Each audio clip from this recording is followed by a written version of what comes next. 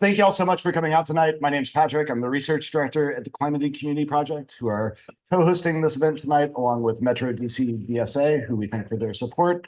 The Climate and Community Project is a progressive climate and economic policy think tank working on just solutions at the climate inequality nexus. And tonight we are very happy to present both the celebration and discussion of Brent Christopher's new book, The Price is Wrong, Why Capitalism Won't Save the Planet. We have Professor Brent Christophers, Professor of Economic Geography at the University of Uppsala. We have Johanna Bozuwa, my boss, whose name I just almost mispronounced, the executive director of the Climate and Community Project, in a conversation moderated by Darna Noor, the climate crisis correspondent for The Guardian US. We are also very grateful for the use of this space this evening. And Mara, do you want to come up and just say a couple words about the space and about the book collective that works out of here? Yes. Okay. My name is Asmara Siem. I own Creative Grounds DC. We operate as a coffee shop by day and then creative space in the evening. We offer these space to community organizations, nonprofits, weddings, graduations, baby showers, all sorts of things. We also we work with the DC's, actually it's DC's first worker-owned bookseller. And then old access collection of books. They've done everything from the transformative power of jazz to talking about the Taliban in Afghanistan. And so we are grateful that they're here, and we wanted to give them a space to kind of incubate until they get their own space. So I will let them know. They really appreciate that, we're giving them time to talk about that. And then that's it. It's very good to meet all of you. Thank you so much, Asmara. And as Mara alluded to, Verso was very kind and shipped us a couple of boxes of books and said, do whatever you want with them. So we're going to sell them for $10 pop and donate the proceeds to this worker cooperative publishing books to try to build their war chest a little bit so we can all continue the struggle together. So I will now turn it over to Darna to introduce our conversation this evening. Thanks, Patrick. Wow, thanks everyone for being here. A real packed house, which I'm very stoked about to celebrate the launch of this incredible new book. I think part of the reason we're all here, right, is that public awareness of the climate crisis is obviously growing. So are investments in renewable energy. And those are obviously good things, right? Electricity is the world's top source of greenhouse gas emissions. And if we're setting up a world where coal and oil and gas are out of buildings and transit and industry, we're going to need a lot more electricity, right? But why is it also the case that as we're seeing increasing public awareness of the climate crisis, increasing investments in wind and solar, we're not really seeing falling investments in fossil fuels? In fact, we're actually still seeing growth in fossil fuel infrastructure. Is that because of political obstruction from big oil, or kind of onerous permitting, or evil CEOs? Well, yes, and yes, probably. But it's also because of the nature of capitalism. You've probably heard that before, but it's not that capitalism is necessarily just so invested in damaging the environment that it will do anything that it can to bulldoze everything in its path. It's also something particular about the very way that energy markets are structured, and the implications of that, I think, are really important in this current moment. So, Brett, I'm going to ask you first. Could you just start by telling us a little bit about why achieving a decarbonized grid is so essential, and who is in charge of getting us there?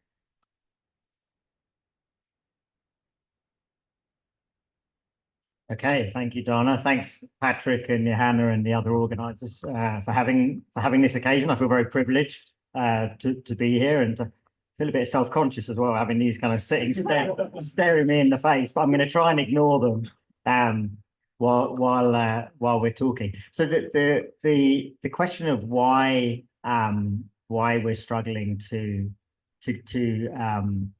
develop a decarbonized grid, more rapidly, and kind of who's in charge of the process, to the extent that anyone's in charge. I'll start with the latter question, I think, before getting to the former. And I think the only thing I want to say in terms of the latter one is that to a significant extent, I think I think we can generalize to say that in most parts of the world, and there are definitely exceptions, of which China would certainly be the most obvious example, and it's only a partial exception, but it's definitely an exception.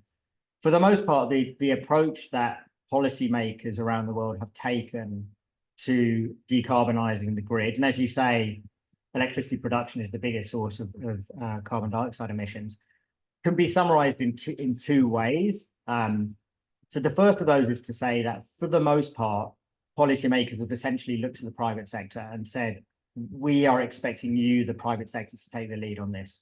Now, that obviously doesn't mean that governments aren't doing anything. So governments are obviously designing and regulating electricity markets. Governments are also doing all sorts of different things to try to incentivize that private sector investment in decarbonized power generation. And I'm sure we'll talk about some of the different ways in which governments are doing that, because it looks very, very different in different parts of the world. But for the most part, that's what they're doing. They're regulating and they're nudging, essentially. They're trying to nudge the private sector in the right direction. But the overall policy approach is to rely on the private sector and to rely on what we call market mechanisms, but which in reality don't look much like markets as we tend to think about them. Markets in electricity are very much kind of regulatory constructions. They're regulatory thickets in many respects. So that's the overall approach. And as I said, China is a significant exception. So I think something like 95% of wind energy development in China is through state-owned companies. And obviously we can debate the extent to which they are or are not driven by the profit motive, but they are very different entities than we have in most other parts of the world. So that's the first thing to say. And the second thing I wanted to say about the approach globally, because I think it's important, although it doesn't necessarily answer the specific question that Dana asked, is why there is such a focus in commentary on the transition, and not least in the book that I've written on solar and wind, because of course solar and wind are not the only opportunities out there for carbon-free electricity generation. So hydro, of course, geothermal, and then last but not least, nuclear are obviously significant alternatives. They produce electricity in very different ways. They produce different forms of electricity. Now, obviously, electricity is just electricity, but it can be produced with different degrees of reliability and different production profiles and so on. And that's a really, really important point. But so the reason that there's so much focus on solar and wind amongst those analyzing the energy transition is because solar and wind are what the relevant actors worldwide are emphasizing. So yes, there is ongoing investment in nuclear and hydro to one extent or another in different countries. And obviously in some countries, there's massive investment in nuclear and hydro.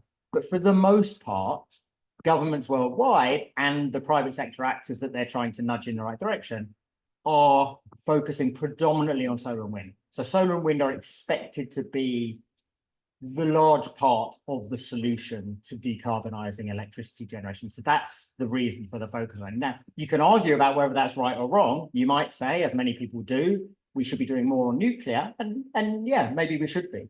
But that's not the reality. So nuclear is currently about 10% of electricity generation globally on average.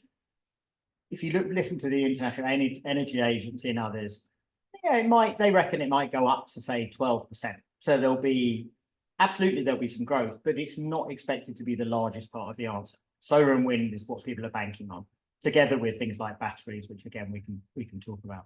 So that's all I want to say by kind of the approach.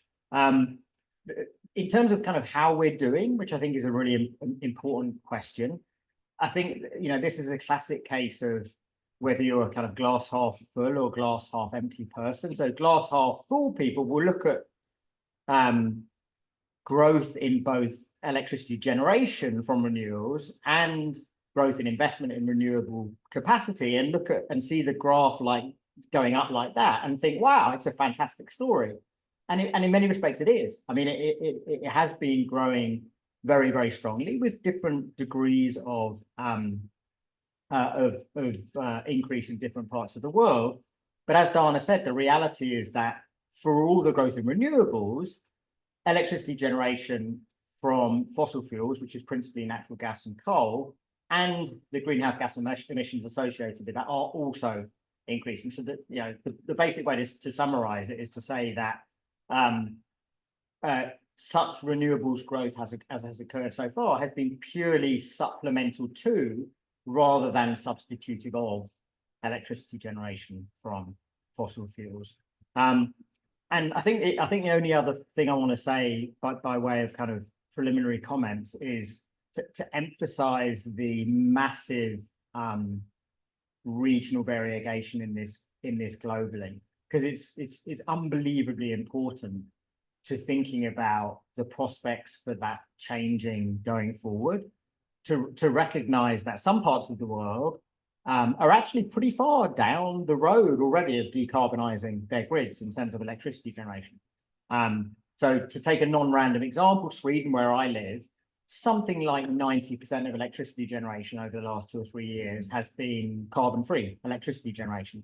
It's about 30% nuclear, about 30% wind, and about 30% hydro, and then you have about 10% natural gas. So Sweden's kind of almost there on electricity generation, at least. And there are other European countries, Denmark, France, where it's obviously not primarily a renewable story, it's primarily a nuclear story, but again, substantially decarbonized already. But then there are other parts of the world that look very, very different. South Africa, something like 90% of electricity generation is coal. India is about 75% coal. China's still about 65% coal. And here's the thing that I think is really worth emphasizing is that the parts of the world where the challenge, not least the economic challenge, is probably greatest, are precisely the parts of the world where the most urgent action is required, not only because they are currently most fossil fuel intensive, but also because that's where future growth in electricity demand is likely to be concentrated. So that puts an extra onus on the importance of decarbonizing those electricity sectors. And that's precisely where the obstacles are, the economic obstacles at any rate tend to be greatest. The last thing I wanted to say is that, because it can't be overemphasized enough, is that for all the kind of good news stories of the renewables growth in the last year or two, it's almost entirely a China story of the last couple of years. So there was massive growth in 2023 in the amount of renewable capacity that was installed, but something like 80% of that increment globally was in China alone. So the rest of the world has actually not been doing much better the last couple of years. It's predominantly a China story. Great. Thank you so much. Lots more to dig into. But Johanna, I'm going to turn to you. We've just heard a little bit about the sort of environmental and economic kind of barriers to the transition, impetus for the transition. Could you talk a little bit about the level of social and political support for a transition away from fossil fuels, and what the sort of social and political barriers are in this world where, you know, primarily anyway, the transition away from fossil fuels has been left up to private interests? Absolutely, I can. And first, I just have to say, Brett, this is a fantastic book. It's so incredible. It's mind-boggling. Like the move from thinking about price to profit is one that I've continued to hold in my mind. And I can't say how many people I've recommended this book to, and I'll recommend it to all of you if you haven't read it yet. And with my remarks here, I will try to stick a little bit more to the political and social, though knowing that these are very deeply interconnected pieces.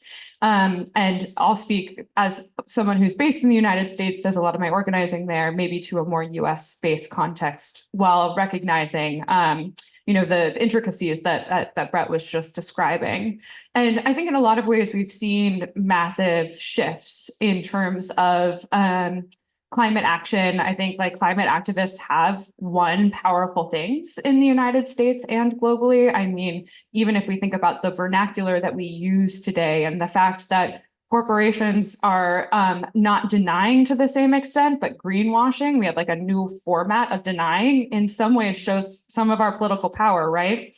I think that the Green New Deal was a really interesting kind of another mode shift within kind of the energy and climate space, where we went from a very austerity-based framework that didn't have that same potential for building, political power potentially. We moved into something that was more framed around a systemic answer, a structural answer to the climate crisis. So, I think that, and then we're seeing the Inflation Reduction Act has come out. Is it the bill I dreamed for? Absolutely not. But is it the bill that we got that, shows that climate is on the agenda? I think yes.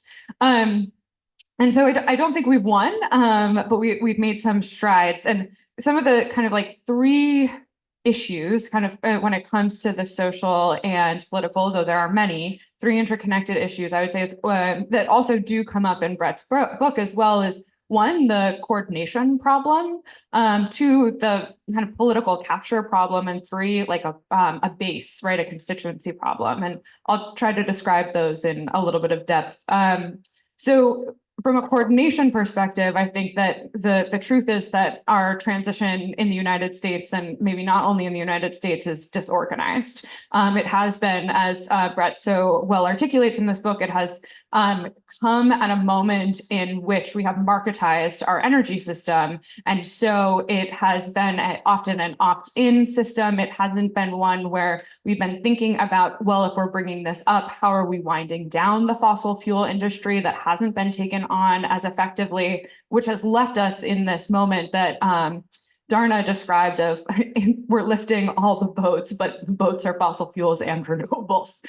And so, I think that in the United States as well, we have the other kind of complication of being a quite federalized place where action is happening at very disparate scales in different places. And so there really isn't a coordinated vision, let's say for what could happen. When it comes to the second one, political power, I think we're seeing very much so. We can use Joe Manchin as an example of this, right? I mean, our political power system has been kind of co-opted and taken on by these people like Joe Manchin that hold us hostage.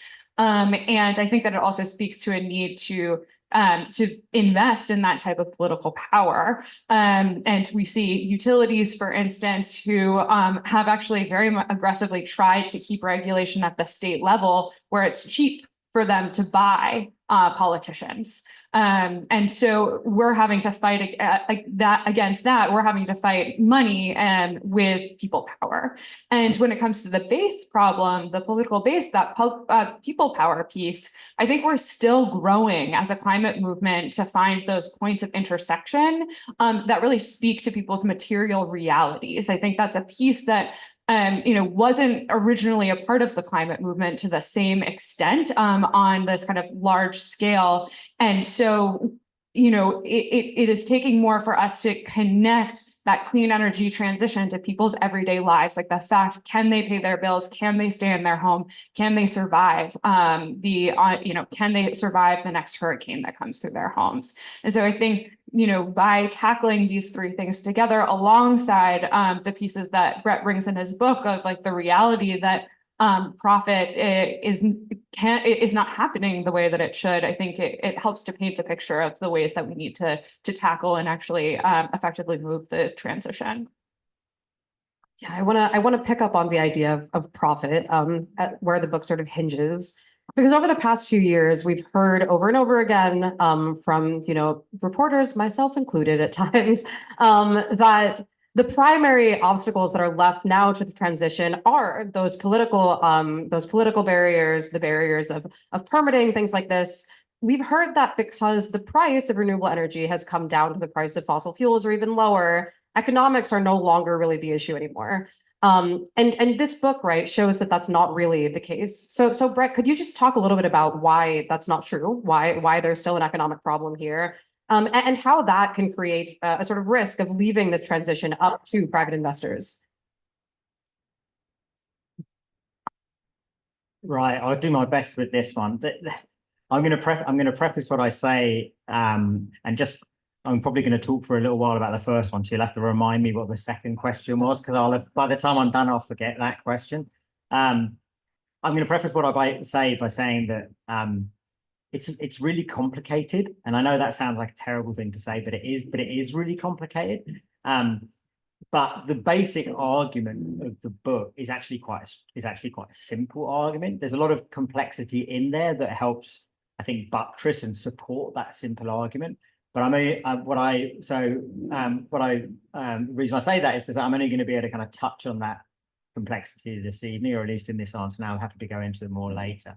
But the basic argument in the book is that despite the fact that the cost of generating electrical power through solar and wind has come down a lot in the past 10 to 15 years, which it really, really has, particularly in the case of solar, but also in the case of wind.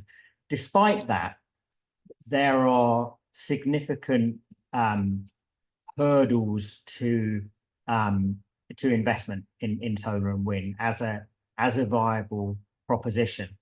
Now, one thing that I think is another thing that's really, really important, and I'm going to talk a bit about why that is, but one thing that's really, really important to understand here is who the relevant actors are here that are making the decisions that dictate whether renewable energy projects proceed or not. Because it's very, very easy to think that if I'm talking, for example, about there being, for example, insufficient prospective profit in a new wind farm project, for example, that the entity that is taking the decision not to proceed with that project is the developer, is the wind farm developer.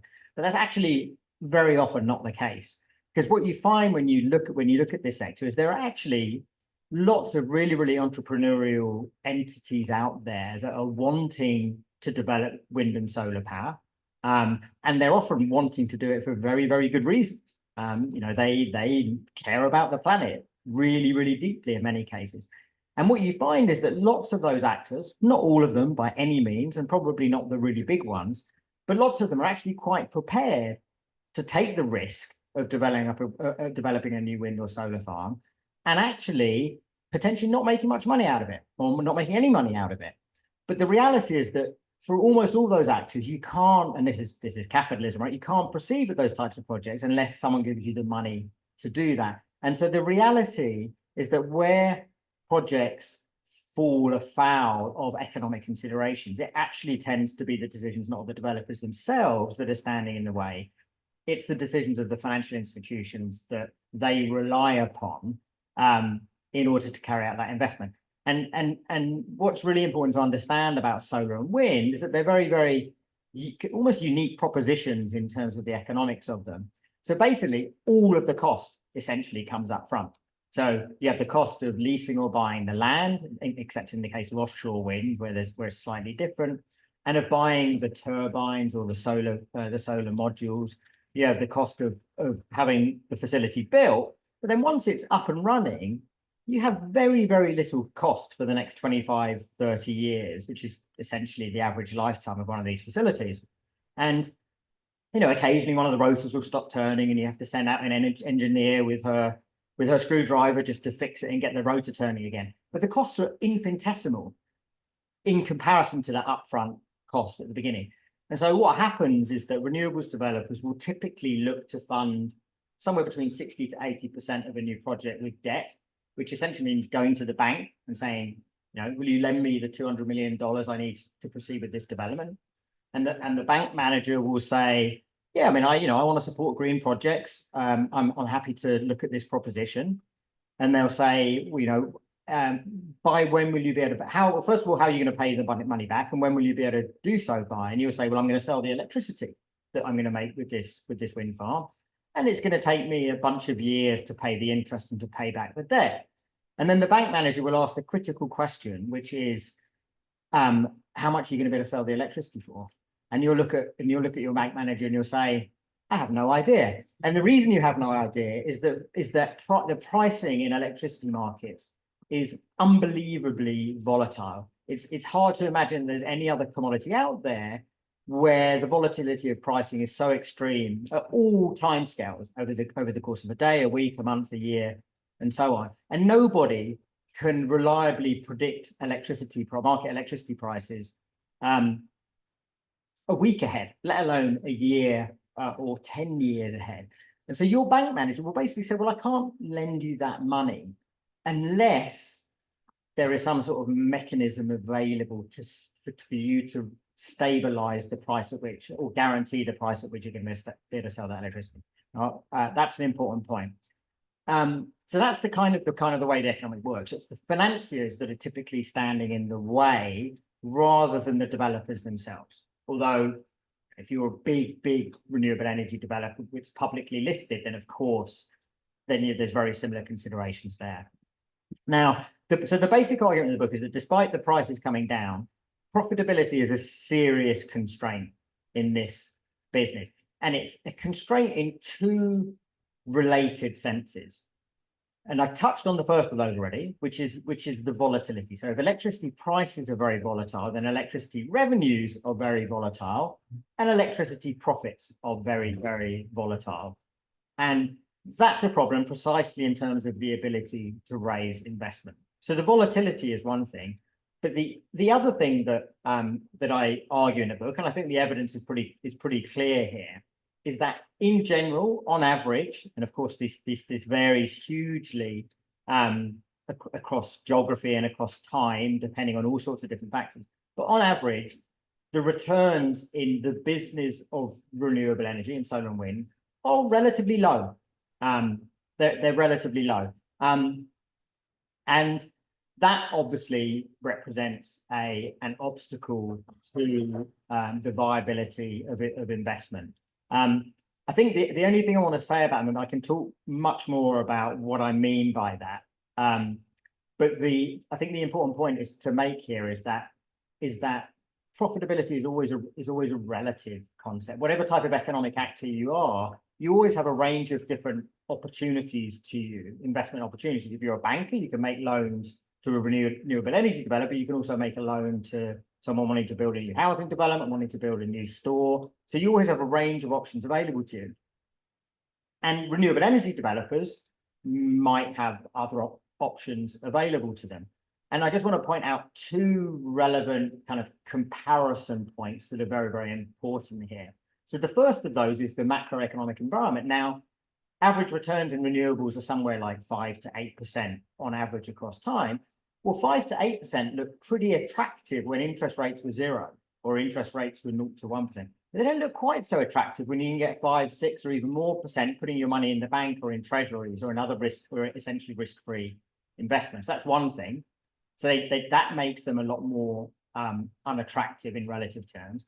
But the other thing, of course, is if you're an Exxon or a Chevron or a BP or a Shell, and you are used, certainly over the past 5 to 8 years, of consistently getting returns of 15% plus in your core upstream oil and gas business, then frankly, 5 to 8% is laughable as a relative investment proposition.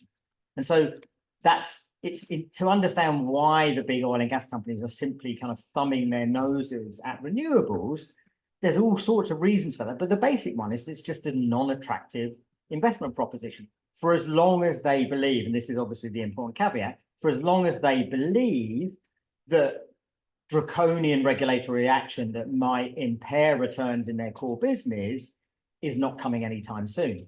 And basically everything that's happened in the last few years has shown them that action's not coming, is what my argument would be. So I think that was the first one. And the question about, because it can sound counterintuitive, the particular point about, well, how come profitability is relatively low, even if prices have come down, has lots of things to do it. So I'll point to one of the many reasons for that. But I'm happy to talk later, either in Q&A or afterwards about other reasons. But here's I think one of the main ones. So let's say you are a wind farm developer and the cost of generating electricity has come down 50% over time. You would think, well, my profits are going to go up because my generating costs have come down. Well, that's only true if you have the ability to capture those cost gains yourself. But the reality of the electricity generating business in most parts of the world, and again, there's lots of variance here, is twofold. So one is that the electricity generating sector is now typically unbundled from the rest of the electricity business. So it used to be the case in most places that it was all vertically integrated, right? So generation, transmission, distribution, retail occurred under one roof. But now electricity generation is typically separate. So generators just generate, transmission and distribution companies just deliver, retailers just sell or resell.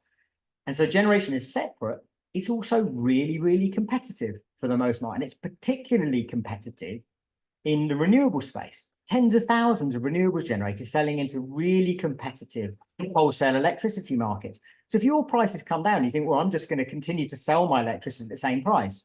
Well, no, you can't do that because competition essentially coerces you as an actor, as Marx put it, the coercive law of competition.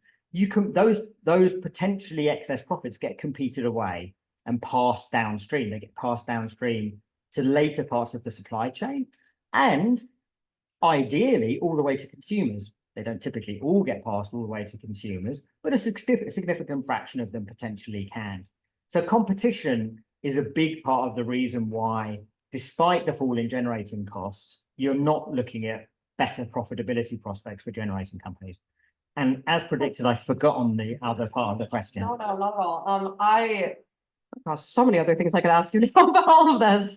I'll just say very interesting implications, I think, there. And as the book sort of goes into about what that means for things like ESG financing, I'll just ask you, and then we can talk about what this looks like in the US context.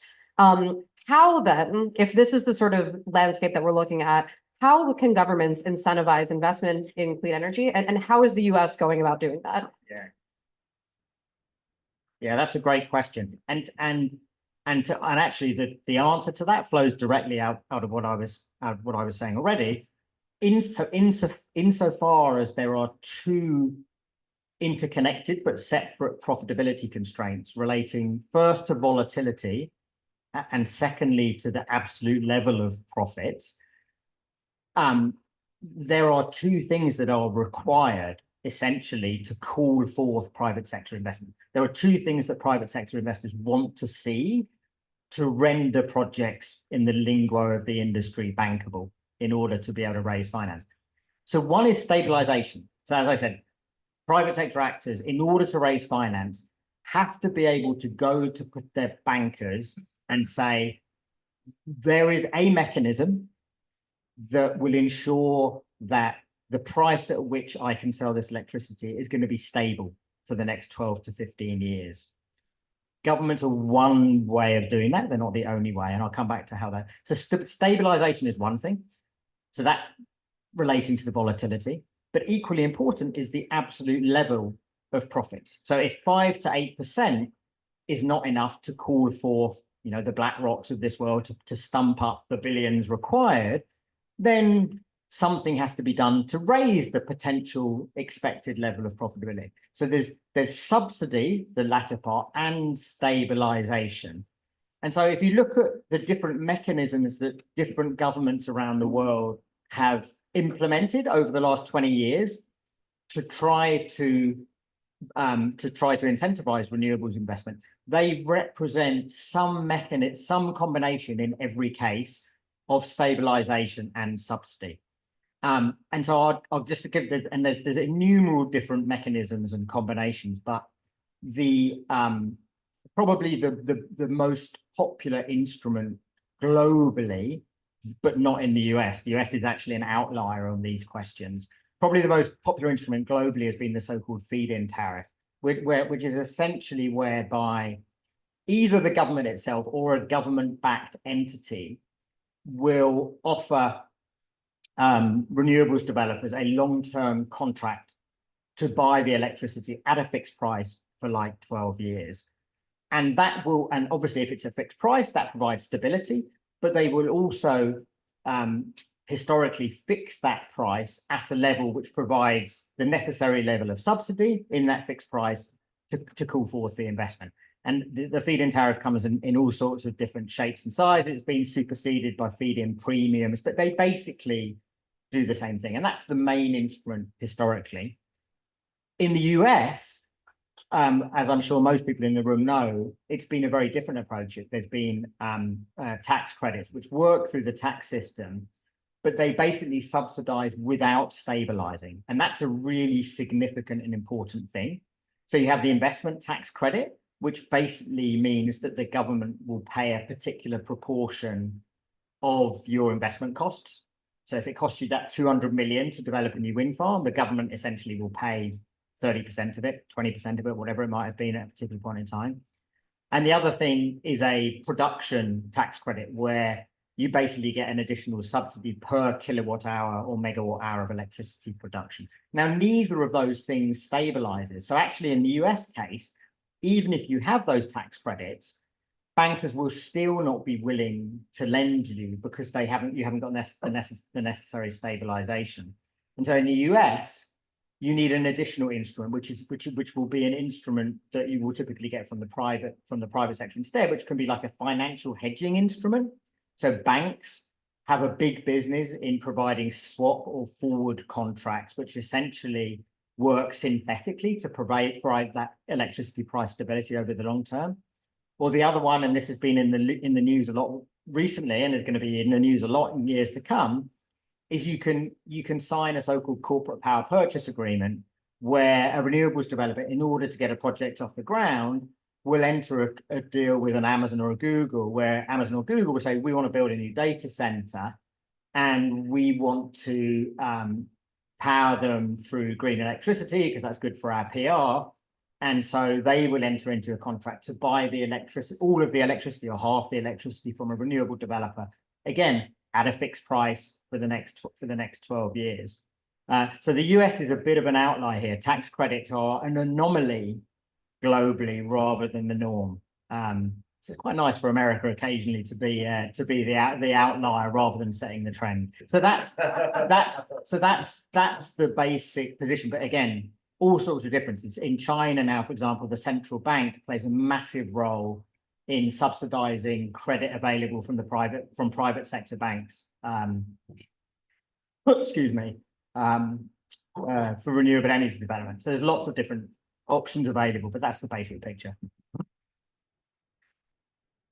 So as we just sort of heard, the Inflation Reduction Act here, sort of part of the really interesting thing about the Inflation Reduction Act, right, is that it, at a time when incentives for clean energy are waning in the US, it pushes them back up and it says, okay, we're actually in some ways sort of tacitly understanding here that we need to have subsidies for renewable energy in order to see it grow.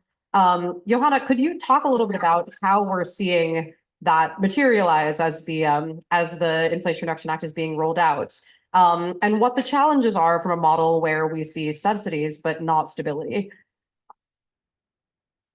Yeah, absolutely. When it comes to the Inflation Reduction Act, I feel like so much remains to be seen in a large way, right? Like we're still early into the Inflation Reduction Act. I think are in a couple more years, we'll be able to look more effectively back and understand some of the implications, but we are still seeing things today. And was just looking up, there's an analysis recently that found in like the first year, there are 280 clean energy projects that got kicked off in 44 states. So, that's a big investment. Is that at the like scale and speed of like the actual climate crisis? I'm not 100% sure. And also, will those go through? I think becomes a big piece, which Brett mentions as well.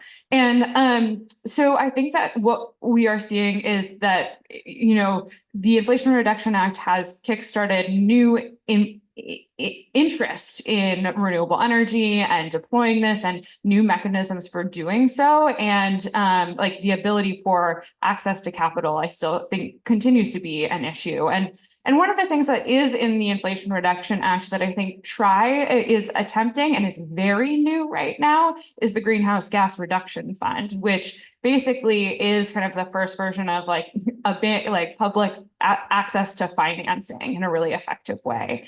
And there are three pieces of this. There's the Solar for All, that's $7 billion. The National Climate Investment Fund, NCIF, which is 14 billion, and then the Clean Community Investment accelerator. Thank you, Abby. That's $6 billion. So like that's some solid capital that's being in there. And like the idea is that it's supposed to be, low cost and consistent capital in a way that you probably wouldn't get from a bank. And so that is like an ability to try to de-risk some of these assets and make them more bankable. So I see that as like a really positive thing, but this has just been rolled out, I think a week ago that we found out where a lot of this money is going to sit and in what organizations and institutions. And the United States ultimately decided that they weren't going to hold the Greenhouse Gas Reduction Fund inside the US government at the federal level. Basically, they deployed it into, either state governments, local entities that had to opt in.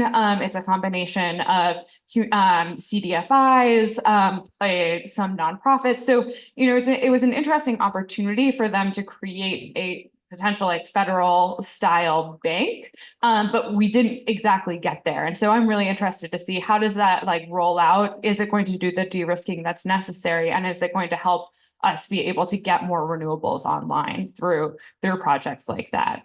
But I think the other piece, Brett, that you bring up is the corporate PPAs, which I do think continue to be a really core part of the US investment model. And to a certain degree, like power purchase agreements. Thank you so much for power purchase agreements. So basically, as they were describing, like the Google's contracting for renewable energy to say that they're green with their new data center. But there are some really interesting things that are starting to happen on the ground where these things are being deployed, where a new data center is being rolled out in rural Nebraska, for instance. There's one in my partner's hometown that is, basically to facilitate AI development. And so it's this big data center that gets deployed. And they have a power purchase agreement with with an entity there. But now what's happening is they actually don't have enough renewable energy for the people who live in Nebraska. And so now they're actually building natural gas to fill that hole. So, I think there's like, it has been a short-term strategy for us to deploy a bunch of renewable energy. And now we're kind of reaching this moment of like, how effective is this actually as a long-term strategy? Which I think is kind of a fascinating thing to watch in real time.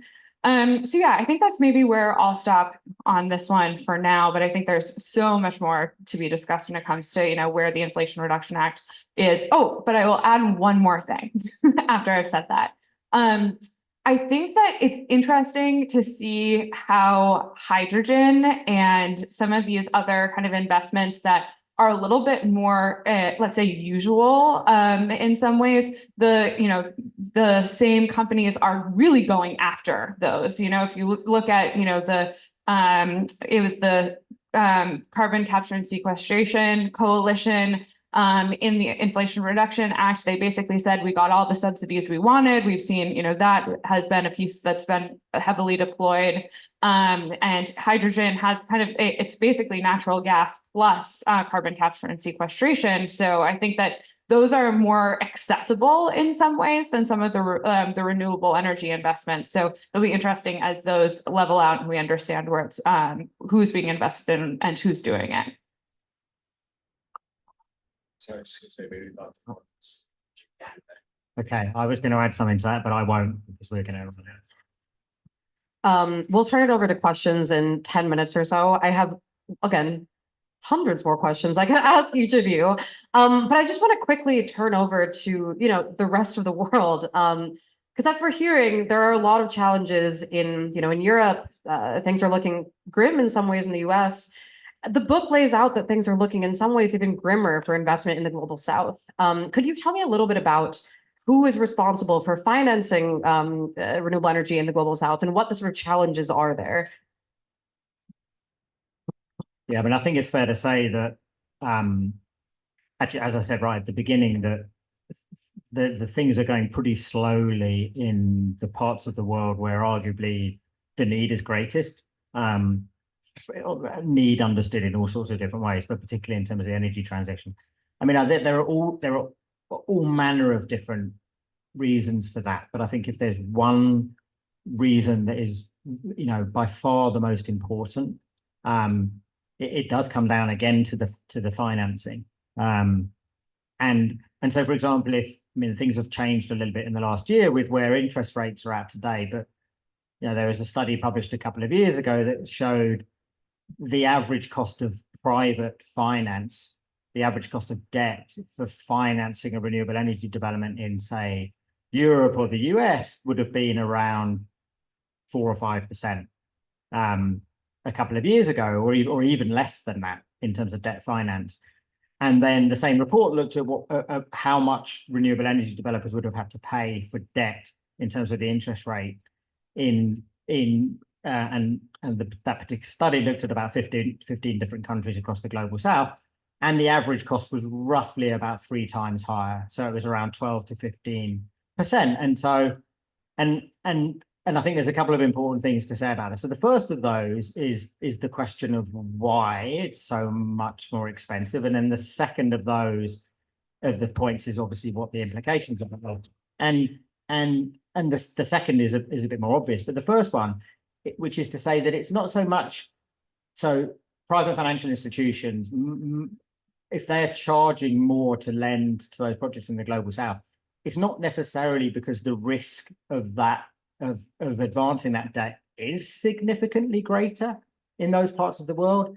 It's because the risk is perceived to be significantly greater in those parts of the world. Now, actual risk might align with perceptions of risk, but it might not necessarily align with perception of risk. But it's perception of risk which drives the cost of finance. And if the perception of risk is high, then the cost of finance is high. So those entities globally that are the biggest private financial backers of energy projects, which is Western financial institutions, banks for the most part, perceive the risk, rightly or wrongly, of lending to renewable energy projects in large parts of the global south as being very costly, as very risky, and they lift the cost of that accordingly. What does that mean in terms of the viability of energy investment in those parts of the world? Well, it's just much less viable. If you're having to borrow at those punitive rates, then the likelihood that any projected renewable energy development looking viable on paper is just commensurately greater. And so I think I would say that's the biggest obstacle worldwide. And so right now, either those projects simply don't happen, which is the norm, but where they do happen, they typically only happen because some entity comes in, which essentially in one way or another will subsidize the cost of capital for those developments. And now development financial institutions, the World Bank and others are the biggest actors in that space in terms of subsidizing the cost of finance in those projects. So you need, and again, I'm sure many of you have heard about it, the concepts of blended finance and so on, which is basically that non-commercial financial actors or only quasi-commercial financial actors like the World Bank will come in and essentially do what's necessary to bring private finance to the table. And that can work in all sorts of different ways in terms of taking first losses on any projects, guaranteeing returns on the debt, all sorts of different mechanisms available. But that's basically what happens. And the problem is that right now, at least, there just isn't enough of that capital to go around. There isn't enough of it happening right now. And in fact, in those parts of the world that we're talking about, it's not like even close to being enough. It's a million miles away. I'll ask each of you one more question, so get ready to raise your hands and present some questions to the lovely folks on the panel here. But Johanna, obviously, there are parts of the world where, notably China and other places where there is, publicly owned energy generation. Here in the US, even we have some publicly owned generation, and we have, quite a few publicly owned utilities, which are the kind of entities that distribute energy. Are they doing better on the quest to decarbonization? And what are some of the constraints there? Yeah, absolutely. In the United States, we have been in a constant power struggle, between like public and private ownership over the electricity system. It really has been, largely in the United States emerged as a like privately owned enterprise with these new utilities that then created took up a huge amount of space, conglomerated, and then we're providing really terrible service. And so then that's when the municipalization movement really came out of that and said, well, why can't we own this ourselves? Why can't we make this actual like public service provision since it's becoming so integral to our lives?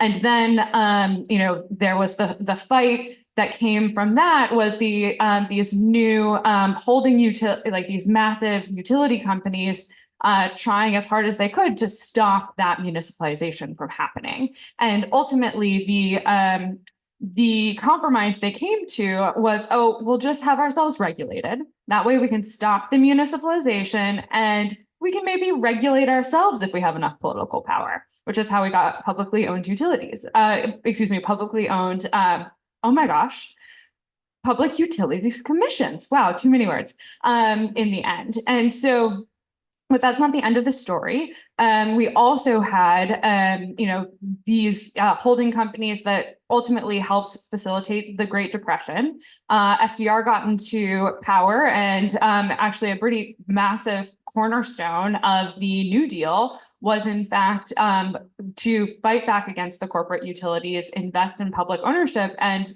created the Rural Electrification Administration, which then is one of the major reasons we have so many co-ops across the United States providing electricity.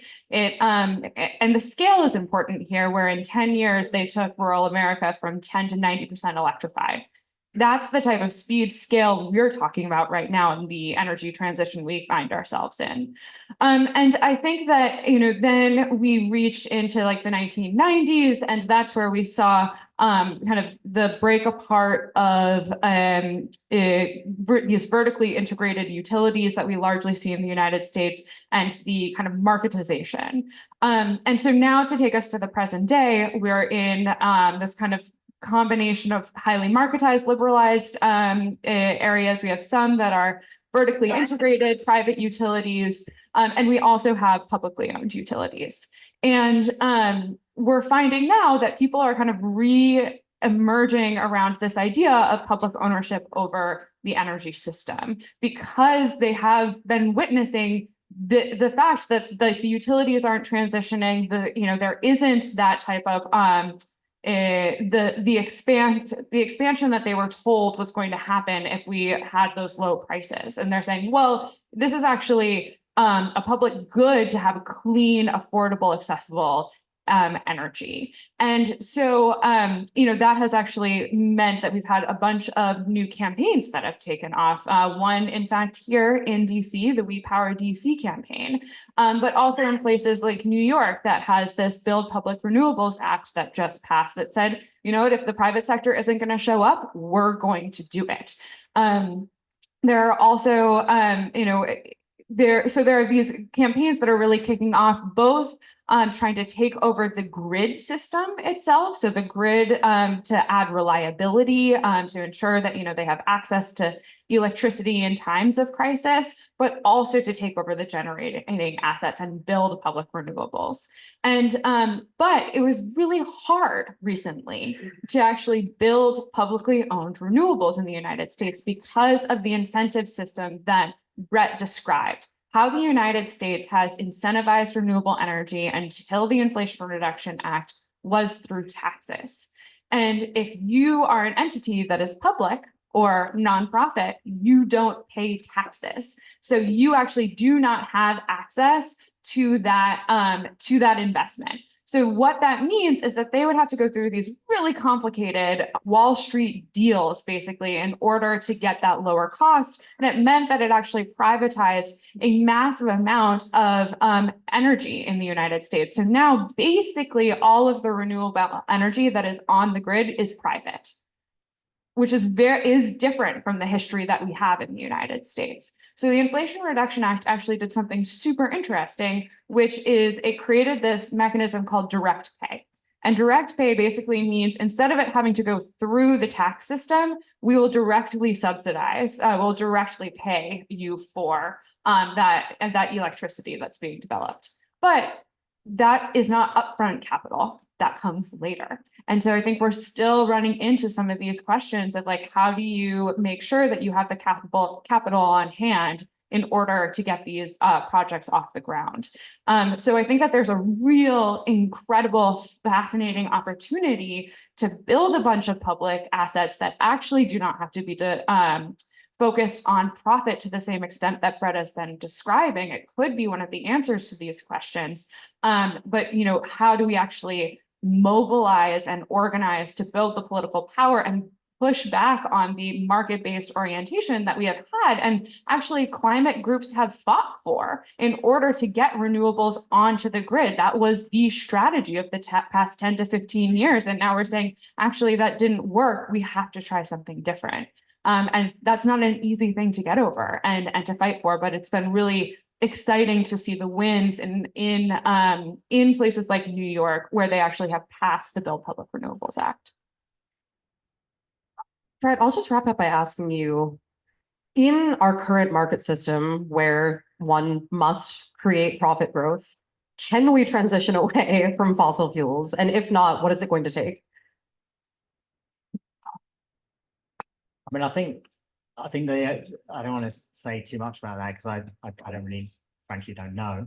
I think that what I want to start by saying is that obviously the discussion we've been having this evening focuses only on one side of the equation, right? We're focusing on part of one side of the equation. We're focusing on the potential for and obstacles to the growth on the clean side of the equation, and we haven't really touched at all on the whole other side, which is the whole existing sunk infrastructure of the fossil fuel world, and of course that raises a whole other set of questions.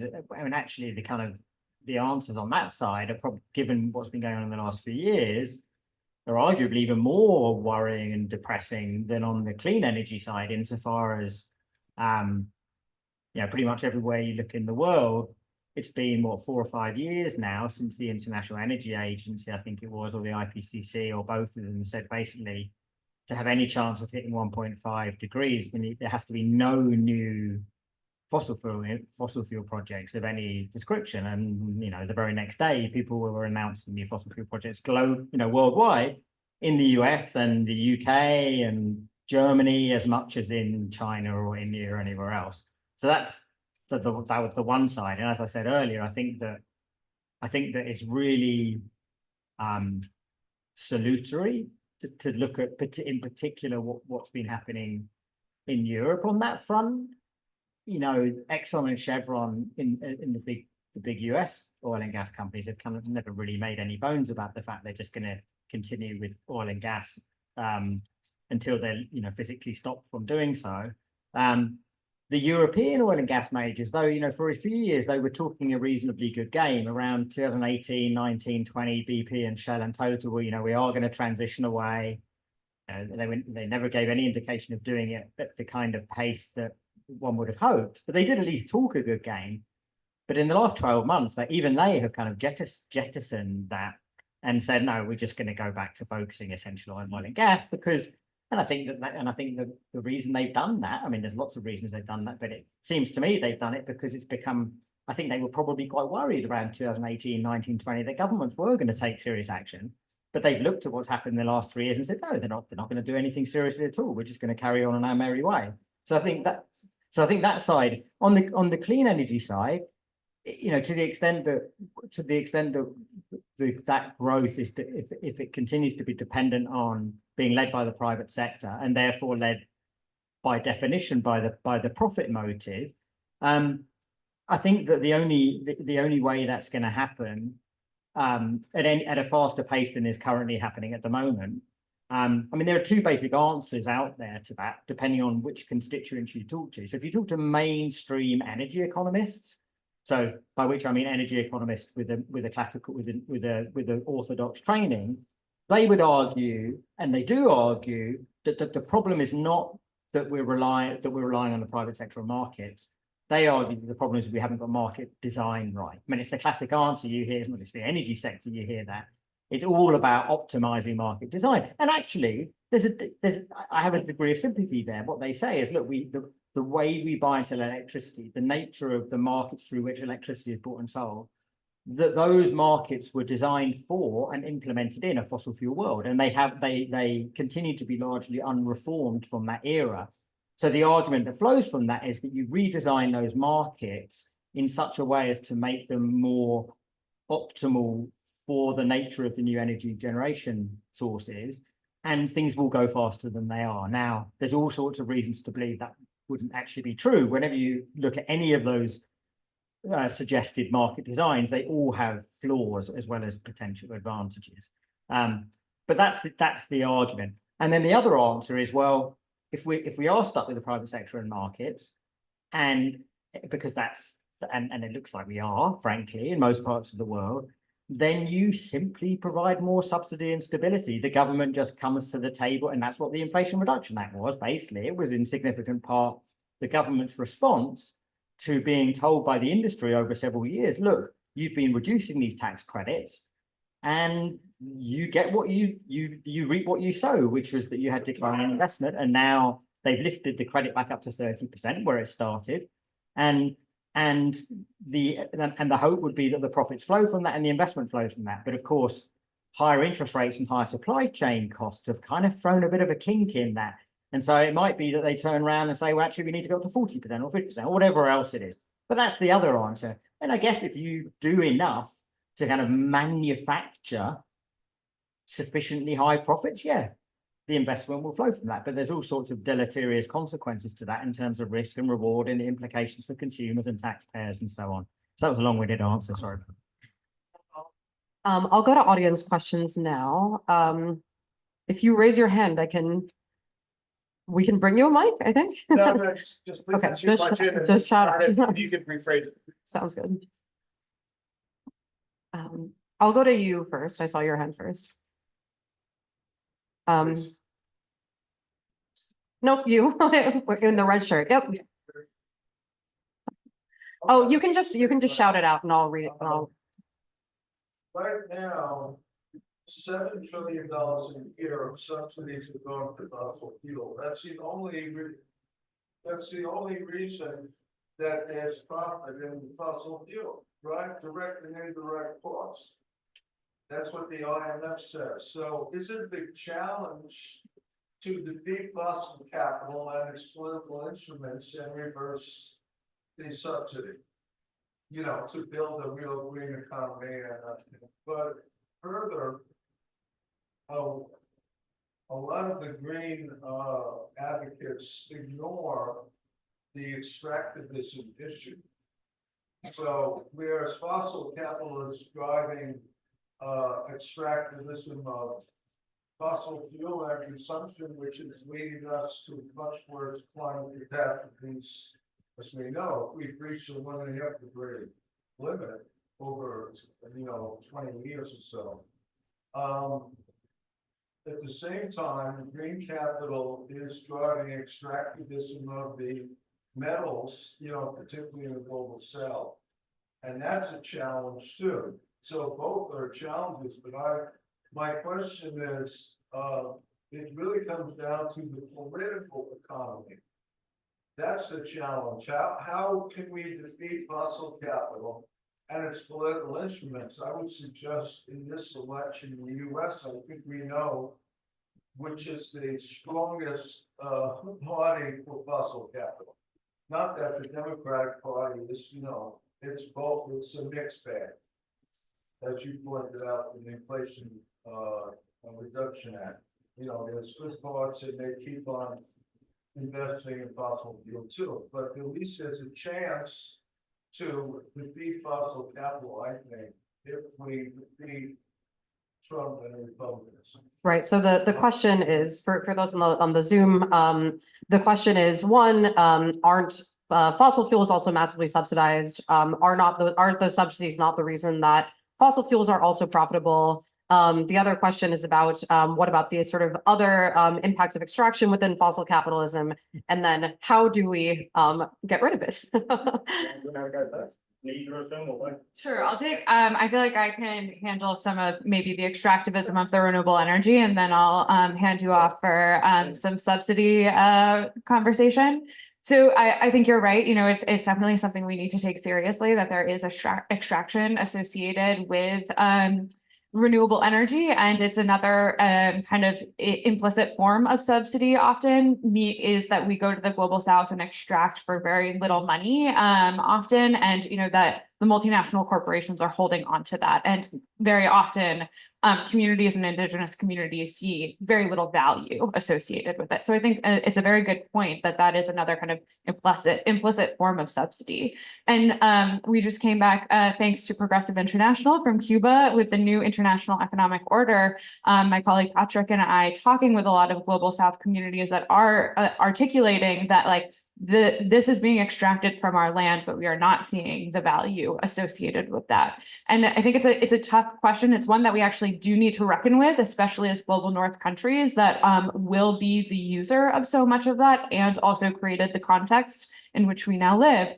And I think it means that we actually need to be building solidarity with the countries in which that extraction is happening, providing them the right to say no to the extraction in those cases. And in the event that they are actually open to extraction, which does happen, figuring out where it's going to be the least ecologically and socially bad, and then work with them to build up their own supply chains in countries so that they can actually have some of the value that's associated with that. And that we are also ensuring that we are not harming their earth in a whole other way. So I think that it is possible for us to still build the renewable world, even when we have these components of extraction. And it means that we just need to be in far better, especially as climate activists in the United States, and far better conversation with our allies in places like Chile, for instance. So I'll leave it at that and hand over to Brett. Yeah, so on the subsidies point, yeah, of course, the whole fossil fuel complex, oil and gas exploration and production and refinery and sale are heavily subsidized in all sorts of different ways. I think one of the interesting points that's very important to think about and think through the implications of is the fact that while on the renewables side, the large part of the subsidies are on production rather than consumption. One of the interesting things about oil and gas subsidies globally is that the subsidies are predominantly on the consumption side rather than the production side, which I think is quite significant in many ways. Now, of course, when policymakers began 20, 30 years ago to think about ways of trying to progress the development of renewables at a time when they were absolutely uncompetitive, completely uncompetitive in economic terms, they had two basic choices, right? Which was that you can either try to incentivize by subsidizing the renewables side, or you can try to penalize the dirty side of the equation to render it less competitive through various, either removing subsidies or introducing carbon taxes or various carbon prices of various forms. Now, we all know that 20 years later, we can see that almost everywhere in the world, they chose the first of those. They tried to make renewables more competitive rather than trying to make fossil fuels less competitive.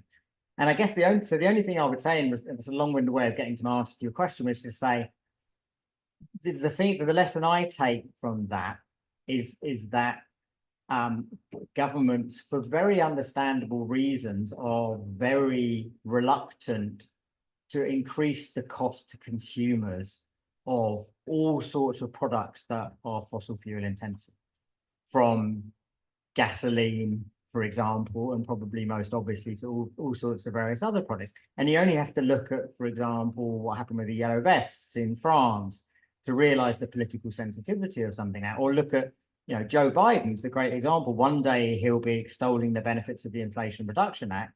The next day he'll be calling out OPEC for introducing, for introducing ceilings on production quotas because he's worried about that having an effect on the cost of gasoline at the pump in the US. I mean, it's all completely contradictory. But the expectation to me that anything is going to be done anytime soon on dismantling that edifice of subsidy to the fossil fuel economy, given the political sensitivity of products that are fossil fuel intensive in one way or another, seems to me very unlikely. But of course, in principle, absolutely. I'll take a couple questions from online Oh, very quickly. sounds good. One for each of you. Brett, just very quickly, carbon tax, good, bad, maybe. Johanna, for you, for local community organizers, how can they plug into getting the most out of the IRA? Okay. Do you want to go first?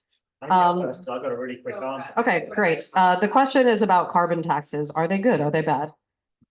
That's one of the few questions that I dodge because I haven't given them enough thought in any detail to have a considered opinion on it. It's just not something I've thought about enough. Well, I've got one you can have. All right.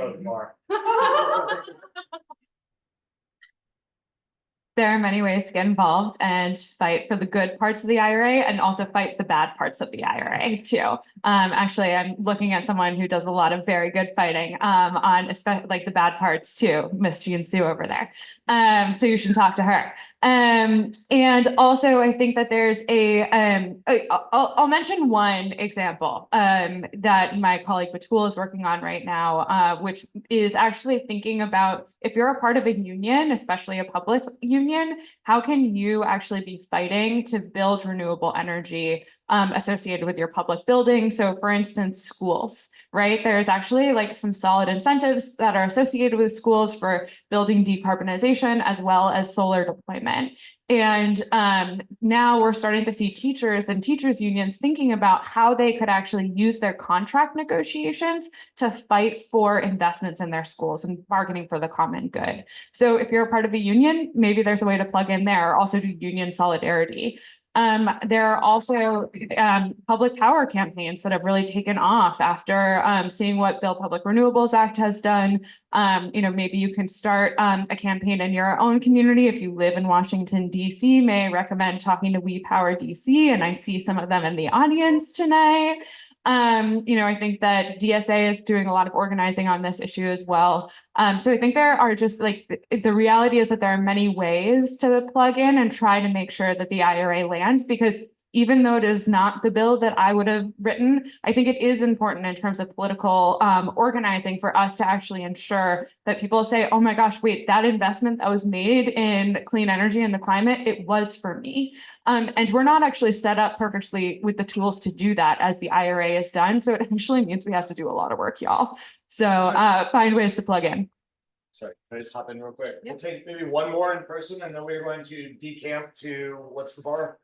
We'll figure it out. No, it's, the pub and the people, I think, is just down the street. So let's take one more question. And then if you want to continue the conversation, we can definitely do that. You had your hand up here. I did. So I'm an economist, so of course I buy into all of this. I've been working on profitability for too many hours in my lab in the last 2 years. So I fully agree with all of this. I am a bit worried of the complete absence of the geopolitical meltdown, because it seems like, there is of course of capitalism, there is of course of profitability, but we seem to be at a moment where the geopolitical confrontation is so intense that it seems to overrule some of the profit motives. So to turn this into a more concrete question, I agree that making renewables cheaper is not enough, but then making renewables cheaper is still pretty important, and it seems like in this whole geopolitical meltdown that might be at stake. So my question is, how about the US-China clash and the prospects for draining the economy Yeah. outside China? This is an excellent question. So the idea is about the role of geopolitics here. What about the US-China clash? Is the need for thinking through geopolitics not just as important or as important as thinking through the economic questions that are in the new book? Yeah, sure. Yeah, no, absolutely. It's impossible, not least in the US, but not only in the US, to to think about any of this from a kind of a big picture perspective without factoring in the geopolitical. And I, for my part, I do in the book itself, I put that on one side just to enable me to think through this particular issue, but with that in mind. But absolutely, you can't think about it meaningfully except in that broader context. And yeah, I mean, it's hugely significant. And I think the point about the first thing I'll say, I guess the two things. The first thing I'll say is that, yeah, of course, being able to develop renewables and generate the electricity more cheaply isn't the be all and the end all. And I think the problem, as I see it, is that around the world we have gravitated towards a set of power industries, and China to a certain extent is, I would include here, which have made it progressively less likely that those reductions in the cost of generating power renewably get mobilized into rapid advances in capacity investment. We've kind of produced kind of the worst possible system to take advantage of those price reductions. So that's the first one. The second point, yeah, I mean, absolutely, just to make it tangible for people, the Inflation Reduction Act is shot through with those considerations, right? So take the and I'm sure some people in the audience know this, but some won't. So it's worth making it tangible. So the investment tax credit that is available in the US, if you develop a new solar or wind project, the government will pay through the tax system, unless you're a public sector actor, 30% of that cost through the reduction of a tax liability. But what they also say is they give it, there's a sweetener there where you get an extra 10% tax credit if you source if the technology that you put in place is manufactured locally rather than elsewhere, which essentially means China, given that like 80 to 90% of the global supply chain in both wind and solar is controlled by China. So absolutely, the geopolitics is writ large in the Inflation Reduction Act, and one would imagine that's going to be those types of protectionist mechanisms are going to become more rather than less common. Whether that's a good thing or not, again, I haven't given it enough thought to realize that, but it's central to it. And my understanding from talking to people working in this space is this picks up on something Johanna was saying, is that it's still too early to tell whether that is working, like whether that 10% is enough to incentivize developers to source locally or rather to continue to buy from China. But China is so dominant in that space and has been and essentially until very, very recently, the rest of the world has been very, very happy to let that be the case, because that's been the source of the extra production efficiencies that have driven down costs. And it's only relatively recently that they're like, well, maybe that wasn't such a good idea after all.